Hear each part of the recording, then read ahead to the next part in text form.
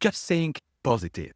Picture the best outcome, repeat the right affirmation, and the future will unfold in your favor. That's the classic definition of positive thinking, focusing on the good and imagining success until it feels real. And it works. Sometimes. Positive thinking can lift your mood, spark creativity, even give you confidence before a big challenge. But there's a catch. When you imagine success too vividly, your brain can get a little too comfortable. It celebrates early, releasing the satisfaction as if the work is already done. In this video, we explore both sides, the powerful science behind positive thinking and the ways it can backfire. And I'll share how to use it without falling into the trap. Let's jump into cautious optimism. Hey, my name is Greg from Renew. I'm a master coach helping people, teams, and organizations to know, design, and become themselves. Renew and I are here to help you live a life where you have control. Before we explore how positive thinking can backfire, let's look at why it became so powerful in the first place. Martin Seligman, one of the founders of positive psychology, shows that optimism isn't just wishful thinking. It's correlated with better immune function, resilience against depression, and even longer life expectancy. And if you want to learn more about positive psychology, check this out. Barbara Fredrickson's research, known as the broaden and build theory, demonstrated that positive emotions expand our capacity to think creatively, build social connections, and recover more quickly from stress. Neuroscience backs this up too. When we imagine positive outcomes, the brain releases dopamine, a neurotransmitter that motivates us and fuels learning. It's the same reward signal that encourages us to keep going when progress feels good. Athletes have long relied on this effect. Studies in sports psychology show that mental rehearsal, vividly imagining a perfect serve in tennis or the rhythm of a sprint, activates many of the same neural pathways as physical practice. That's why visualization is considered a legitimate training tool, not just a motivational trick. And in everyday life, affirmations and positive imagery can reduce stress and build your confidence. Research from Carnegie Mellon found that students who practiced positive self-affirmations were better able to handle academic pressure, showing lower stress responses. Think of positivity like a mental vitamin. It strengthens the system, boosts resilience, and primes us for challenge. So it's all good, yeah? But the risk only comes when we confuse the vitamins for the full meal. You like this video so far? Then you know what to do. Also subscribe and put on notifications if you want to receive content like this every week. Check out other YouTube videos from famous YouTube channels in the video description. It's always good to take a look at a topic through multiple lenses.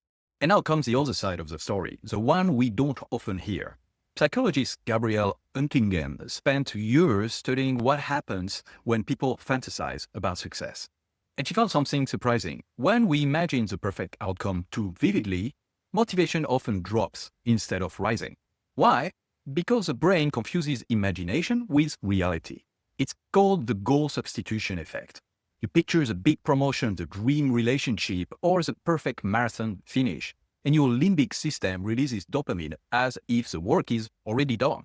The future feels real enough that the present effort feels less urgent. One of Oettingen's studies asked college students to write about their dream job. The ones who crafted vivid fantasies of receiving job offers actually sent out fewer applications and studied fewer hours than their peers who imagined the obstacles they might face along the way. This ties to a deeper principle in neuroscience, homeostasis. The brain and body are wired to maintain balance. When future success feels too real in our imagination, the system relaxes. It thinks equilibrium has been restored. In other words, you've tricked yourself into feeling finished before you started. It's like binging on motivational videos without ever hitting the gym. The brain gets a rush, but the muscles don't move. Think about one area of your life where you've been fantasizing about a perfect outcome. Now, a coaching question. Has that vivid vision energized you, or has it quietly reduced the amount of real effort you're putting in? So while positivity can empower us, ungrounded fantasies can quietly sabotage progress. The key is learning how to dream big without letting the dream replace the work. So how do we use the power of positive thinking without falling into its trap? Gabrielle Huntington didn't just uncover the problem. She also developed a solution called the WOOP method. Wish, outcome, obstacle, plan. It works like this. Wish, define what you want clearly and simply. Outcome, picture the best result. Let yourself feel it. Obstacle, now add the reality check. What could get in the way? Fear, procrastination, lack of skill? Plan. Finally, decide what you'll do when that obstacle appears. That turns a dream into a roadmap. You can think of it like a GPS. The wish and outcome set the destination, but the obstacles are the traffic and roadblocks you need to account for. Without them, your GPS would just say, right straight ahead, and you end up stuck. And those obstacles might be also your own mental derailers, and much more about how to identify them right here. Here is an example for the WOOP method. Wish, land a promotion. Outcome, more responsibility, better pay, etc. Obstacle, being able to craft a team vision.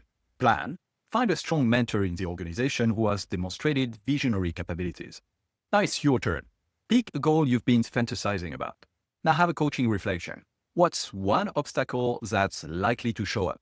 And what's a plan you can put in place when it does? And do it right now as a quick exercise. Pause for a moment, grab a piece of paper and run that goal through WOOP. Don't just imagine the finish line. Write down the obstacle and the plan. That's where real motivation begins. So here is the takeaway. Positive thinking is powerful, but it's not a magic spell. Use well, it boosts creativity, confidence, and resilience. Use carelessly, it tricks your brain into celebrating early, leaving you with a great vision and little action. The secret is balance. Pair optimism with obstacles, pair vision with a plan. That's how positive thinking fuels transformation instead of illusion. Or one other way to see it is, optimism without action is illusion. Optimism with friction is transformation. One of the best ways to not get stuck with too much friction is to work on regular habits and systems to get through what you want to achieve. More about this right here.